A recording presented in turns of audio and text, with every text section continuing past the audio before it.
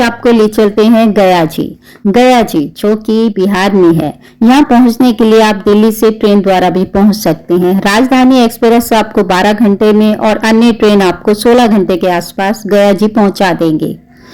गया के लिए आपको दिल्ली निजामुद्दीन स्टेशन से भी ट्रेन मिल सकती है जो आपको गया पहुंचाएगी। गया के रेलवे स्टेशन पर भी आपको पांडे जी यानी पंडित जी मिलेंगे, पर अच्छा होगा आप घाट से ही पंडित जी से संपर्क कर, क्योंकि पिंडदान या तर्पण का कर्म कांड ब्रह्मकल्पी ब्राह्मण ही करवाते हैं और वो पितृपक्ष के समय बहुत व्यस्त होते हैं, इसलिए वो आपको रेलवे स्टेशन पर नहीं मिलेंगे, घाट पर ही मिलेंगे। गया की महिमा इतनी है कि हमारे देश भारत वर्ष में ही नहीं बल्कि विदेश से भी बहुत संख्या में लोग आते हैं और विधि विधान से अपने पितरों की मोक्ष प्राप्ति के लिए पिंड दान करते हैं। गया को विष्णु का नगर माना गया है। यह स्थान मोक्ष की भूमि कहलाती है। विष्णु पुराण और वायु पुराण में भी इसकी चर्चा की गई है।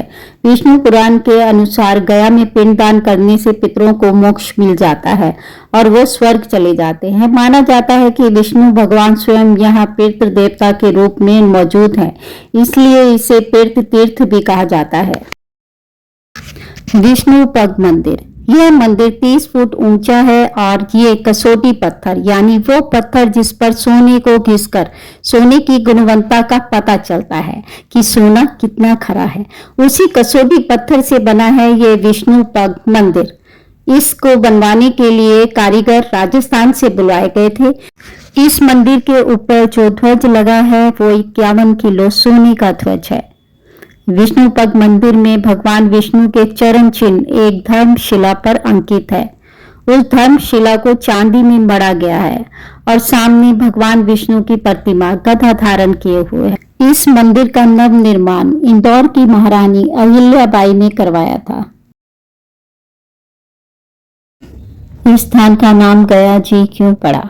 प्राचीन कथा के अनुसार गयासुर नाम का एक राक्षस था, परंतु उसमें राक्षसी गुण नहीं थे। वो धार्मिक प्रवृत्ति का था और उसने कठोर तपस्या की। तब भगवान विष्णु ने प्रसन्न होकर उससे वरदान मांगने को कहा, तो गयासुर ने वरदान मांगा कि कोई भी मनुष्य उसके शरीर को स्पर्श करे तो उसे मोक्ष की प्राप्ति हो जाए। वरदान पाने के बाद पापी पाप करते और गयासुर को स्पर्श करके अपने सारे पापों से मुक्त होकर मोक्ष प्राप्त करने लगे। इस बात से यमराज जी विचलित होने लगे क्योंकि सारे पापी बैकुंठ पहुंचने लगे। तब भगवान विष्णु ब्रह्मा जी को बताते हैं, तो ब्रह्मा जी गयासुर के पास जाते हैं और कहते हैं, हे गयासुर, मैं एक यज्ञ करने जा रहा हूँ, परंतु मुझे यहाँ ऐसा कोई भी पवित्र स्थान नहीं मिल रहा जहाँ पर मैं यज्ञ कर सकूं। परंतु तुम्हारी देह से पवित्र मुझे कुछ नहीं लग रहा, तो तुम अपनी इस देह का दान कर दो जिससे मैं अपना यज्ञ संपन्न कर सकूं। गयासुर यह सुनकर बहुत प्रसन्न हुआ और कहता है कि इससे बढ़िया बात और कोई हो ही नहीं सकती। ये सारे देवता मेरी देह पे विराजमान होंगे, मेरी देह तो इस योग्य समझा गया। फिर गयासुर अपने शरीर का आकार 5 कोस कर लेता है और ब्रह्मा जी यज्ञ शुरू कर देते हैं। गयासुर का शरीर पत्थर का बन जाता है। यज्ञ करते समय गयासुर का शरीर थोड़ा हिलने लगता है तो उस पर एक शिला रख दी जाती है, परंतु फिर भी शरीर हिलता है। तब भगवान विष्णु उस शिला पर अपने चरण रखते हैं। तब गयासुर का शरीर स्थिर हो जाता है और इस तरह से ब्रह्मा जी यज्ञ को संपन्न करते हैं। तब प्रभु गयासुर को वरदान देते हैं कि यहाँ जो भी आकर पिंडदान करेगा तो उसके पूर्वजों को मोक्ष की प्राप्ति होगी। तो यह स्थान जहाँ गयासुर का शरीर रखा गया वही स्थान गया जी माना जाता है और यह मान्यता है कि यहाँ जो भी आकर पिंडदान करेगा उसके पूर्वजों को मोक्ष की प्राप्ति होगी। तो ऐसी है स्थान की महिमा। जब ब्रह्मा जी ने गयासुर के ऊपर यज्ञ किया तो तब उन्होंने ब्राह्मणों की उत्पत्ति की जो कहलाए ब्रह्मकल्पी ब्राह्मण। आज गया जी में जो भी वंशज हैं उनके वो ही गया जी में पिंडदान और तर्पण के संबंधित जो भी कर्म कांड होते हैं वो ही संपन्न करवाते हैं। उन्हीं की जो पीढ़ी है वो ही पीढ़ी दर पीढ़ी आगे इस कार्य को यहाँ पर संपन्न करवा रही है। पुत्र का जीवन तभी सार्थक माना जाता है जब वो जीते जी माता पिता की सेवा करता है और वैदिक परंपरा और हिंदू मान्यता अनुसार पेटों द्वारा श्राद्ध करना एक महान कार्य है। गया जी में पिंड दान की महिमा का गुणगान तो भगवान राम ने भी किया है। कहा जाता है कि दशरथ की आत्मा की शांति के लिए भगवान राम और सीता ने गया में पिंड दान किया था।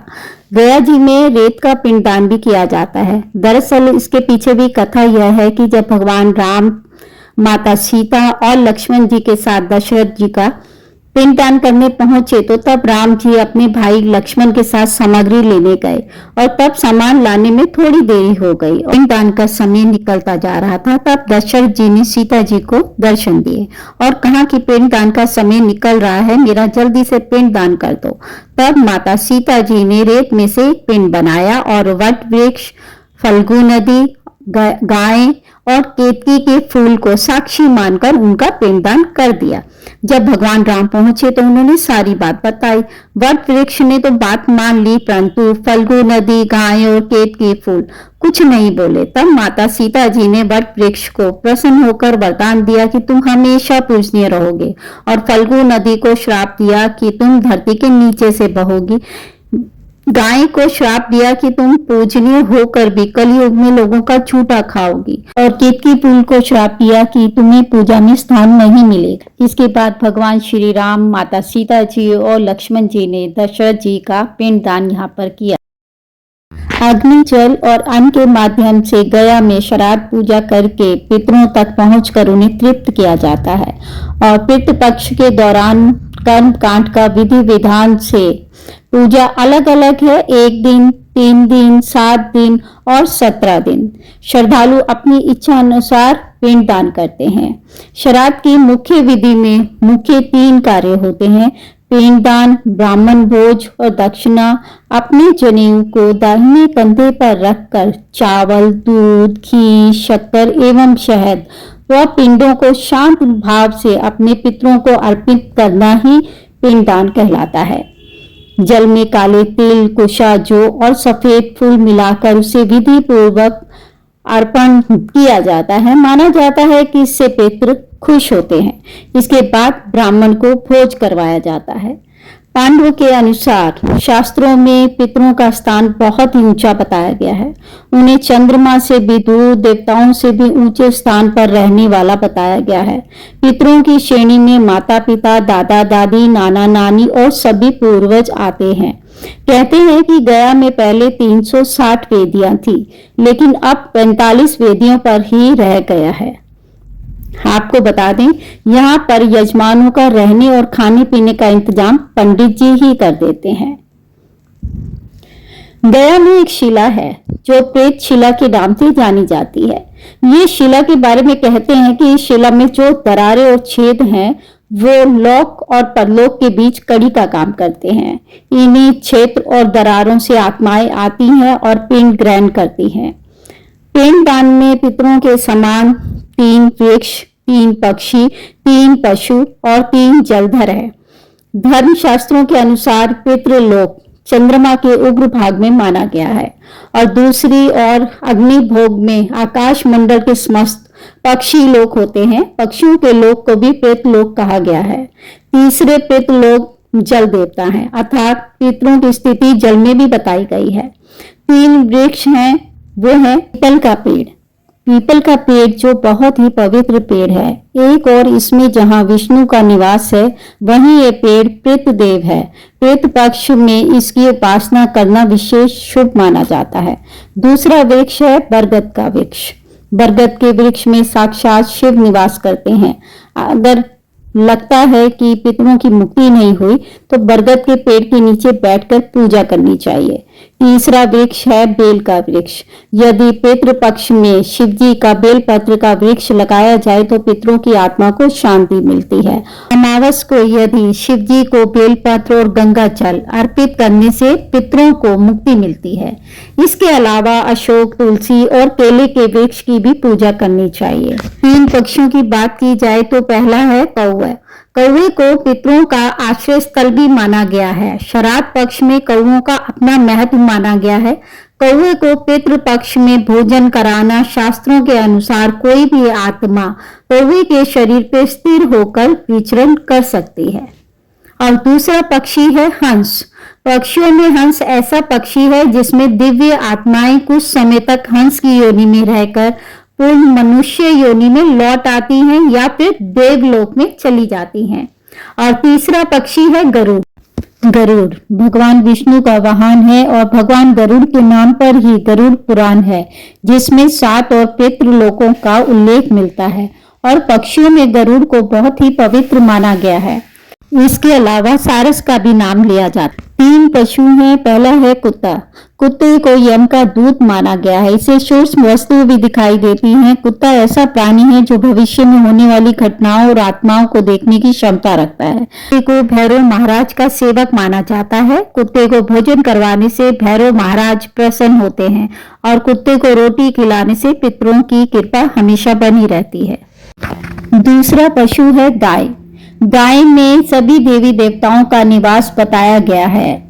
मान्यता अनुसार 84 लाख योनियों का सफर करके आत्मा अंतिम योनि के रूप में गाय बनती है और गाय लाखों योनियों का वह पड़ाव है जहां आत्मा विश्राम करके आगे की यात्रा शुरू करती है। और तीसरा पशु है हाथी।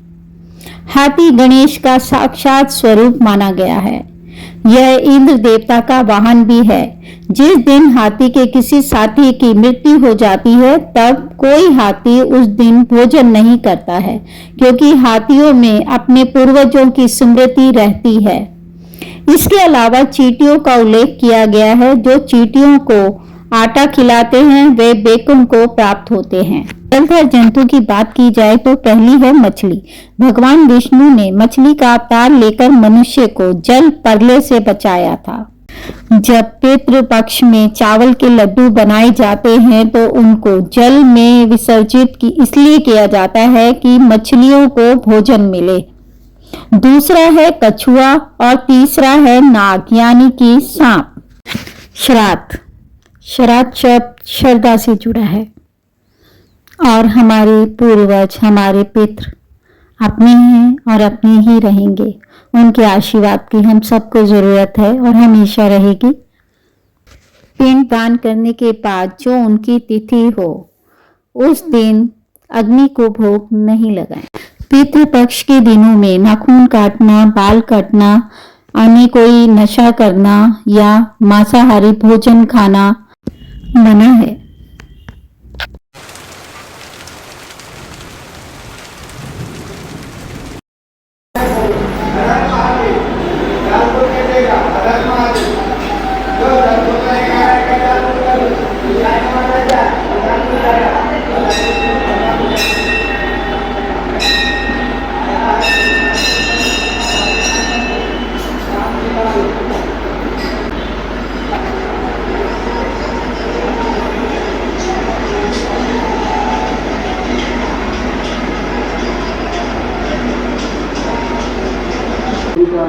भोजन सोचने प्रकार से की जाए। उसके बाद कुछ पल्लू हाथे गाड़ी है। आप इसे भारत में कृपया अपने स्थान पर बने हैं। हम कृष्ण विष्णु विष्णु श्रीमद् भगवतो महाप्रत्यक्षः कृष्णराज्ञः परमानस्य ब्राह्मणो विश्वेश्वरः कल्पे वैवस्वतमन्वन्तरे साविसितमे युगे प्रथम खण्डे जम्बूद्वीपे भारतखण्डे भारतवर्षे गयाक्षेत्रे कोलाहलपर्वते सत्य संवत्सरे मासानां मासोर्मे उत्तम मासे आश्विन मासे कृष्णपक्षे पंचनां तदुपरांत सस्यनां तिथौ योदिका